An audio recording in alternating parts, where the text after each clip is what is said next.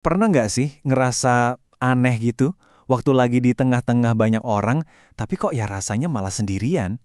Kayak ada dinding transparan yang misahin kita sama semua orang. Ternyata perasaan ini tuh punya akar yang dalam loh, dan seringnya kita bahkan nggak sadar dari mana semua ini bermula. Nah, kalau Anda pernah ngerasain hal itu, Anda nggak sendirian kok. Perasaan terasing ini, ya, dinding kaca yang saya sebut tadi, itu bukan cuma imajinasi. Ini pengalaman yang sangat nyata dan umum banget. Dan yang menarik, ada penjelasan psikologis yang kuat di baliknya. Yap, perasaan itu nyata, para psikolog sering menyebutnya sebagai naskah hidup. Kayak sebuah panduan gak kelihatan yang kita ikuti tanpa sadar. Naskah ini ditulis bukan oleh kita, tapi oleh pengalaman-pengalaman di masa lalu. Nah sekarang, ayo kita coba bedah naskah ini sama-sama. Oke, kita mulai dari konsep intinya dulu ya. Ini disebut jebakan kehidupan atau life trap.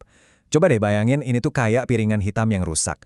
Jadi ada satu alur yang sama yang diputar terus-terusan, menciptakan melodi yang itu lagi. Dan seringnya melodi yang sedih dalam hubungan kita, karier, bahkan cara kita ngelihat diri sendiri di cermin. Terus dari mana sih semua pola ini datangnya? Ternyata semua jebakan yang akan kita bahas ini sumbernya dari satu luka emosional yang sama, rasa putus hubungan dan penolakan. Semuanya berawal waktu kebutuhan kita yang paling dasar sebagai anak, yaitu kebutuhan buat merasa aman, terhubung, dan diterima, nggak terpenuhi sepenuhnya. Jadi gimana sih rasa putus hubungan ini muncul dalam hidup kita? Kita akan mulai dengan dua jebakan pertama, yang keduanya lahir dari satu keyakinan dasar yang cukup menakutkan. Bahwa pada akhirnya, orang lain itu nggak bisa dipercaya dan bakal nyakitin kita. Ini ibaratnya kayak ngelihat dunia dari balik benteng pertahanan. Ini nih, suara dari jebakan ketidakpercayaan. Suara ini tuh selalu bisikin kita kalau dunia itu tempat yang berbahaya. Kalau di balik setiap senyuman, pasti ada niat tersembunyi.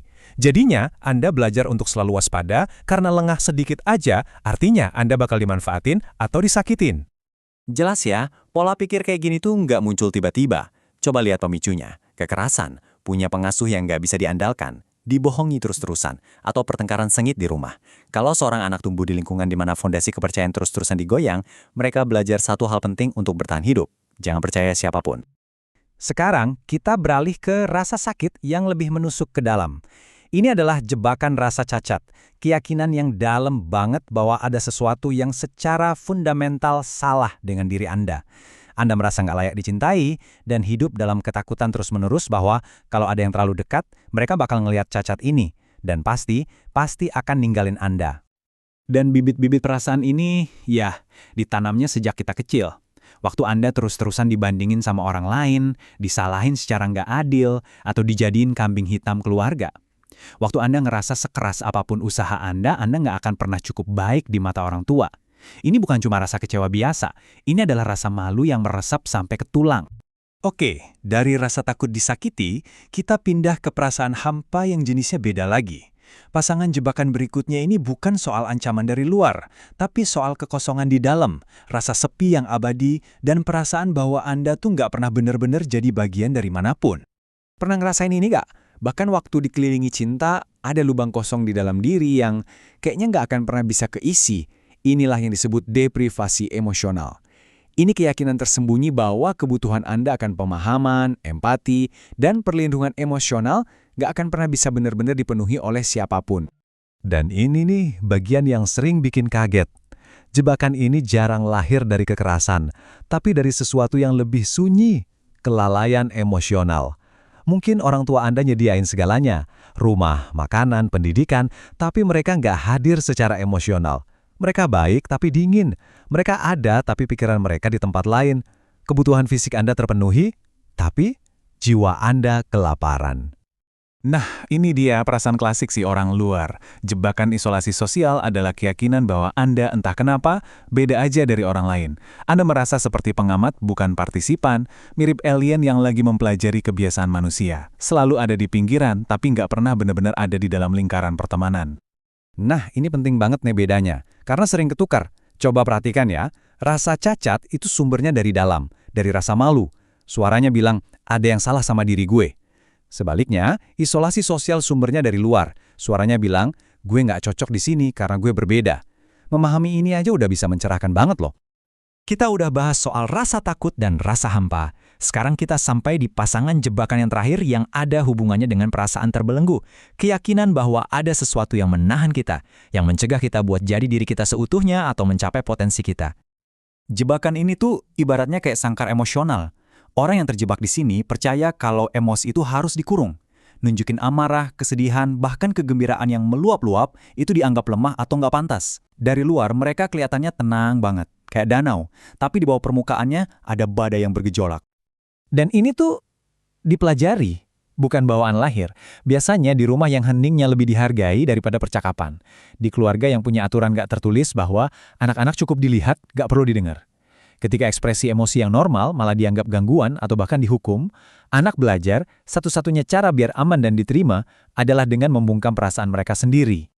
Dan yang terakhir, jebakan kegagalan. Wah, ini adalah suara kritikus di dalam kepala kita yang nggak ada capeknya ngebisikin, kamu nggak akan pernah cukup baik.